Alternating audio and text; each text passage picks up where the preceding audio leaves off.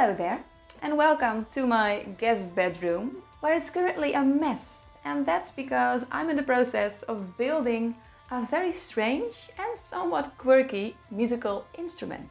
It's called a Hurdy Gurdy, but the one I'm building is actually called a Nerdy Gurdy, but we'll get to that later. First, I'll talk a bit about what this instrument actually is, and then we can go straight into building. If you, however, prefer to skip the talking and go straight into the building time-lapse, you can scroll to this part of the video.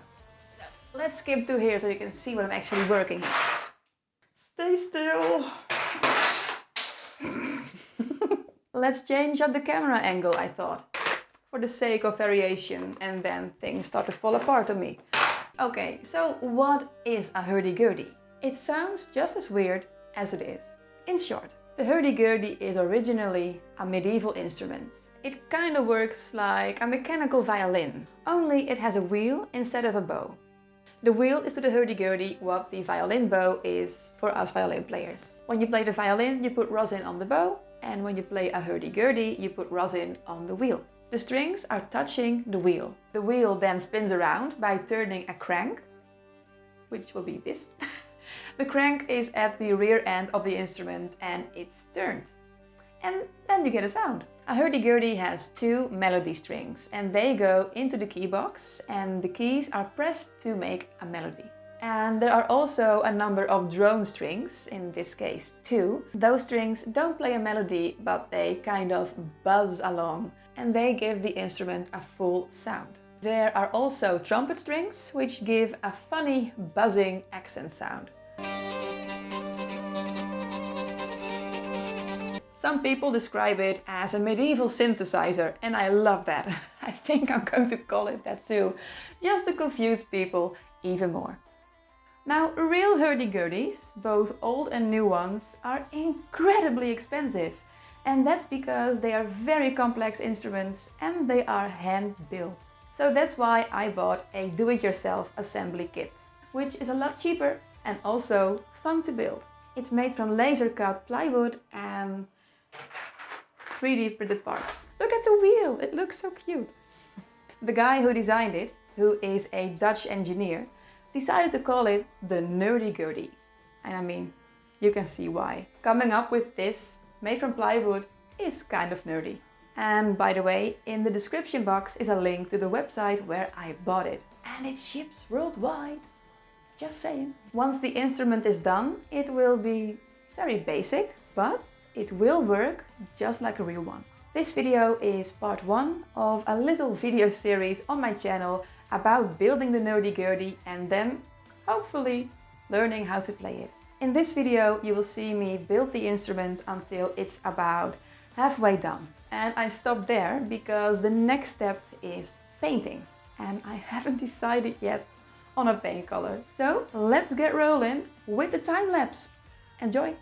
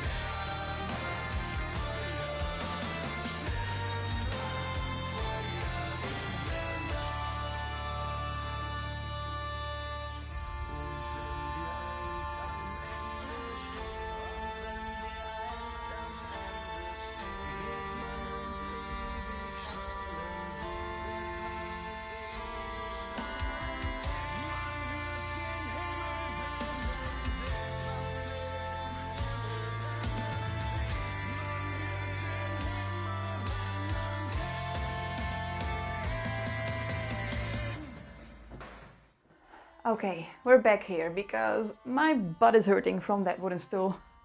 Really.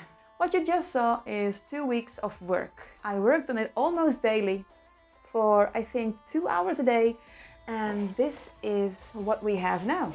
And yes, this side is still open because later on I have to attach the wheel. And I think it might be convenient to still have access to the inside when I do that. In the time-lapse, assembling this may look like smooth sailing, but I had to sand quite a few slots and openings wider because the fit was very snug. Actually too snug to make it glide smoothly in one go. So it was a lot of sanding, dry fitting, adding glue, fitting, oh it doesn't fit, take it apart, sand again, add glue again and then fit it. So that's why it took so long. And just in case you're curious how it compares to my violin, well, the Hurdy Gurdy is much thicker of course, but lengthwise they're almost the same. I will say that this is quite a small Hurdy Gurdy. I've also seen Gurdies on the internet that are much bigger, and those are usually called viola or alto Gurdies, and you also have tenor Gurdies. So this might be a soprano Gurdy, I guess, but I don't know. Okay. So the next step will be painting, and then I can continue the assembly. And once the wheel is installed properly as well, I can close the last side. And then when I'm done, the setup should look something like this.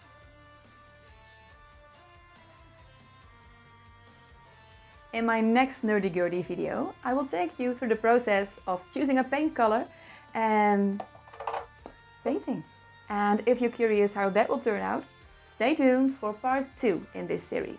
And as soon as that video is up, I will link it down below as well. So thank you for watching, and I will see you next time.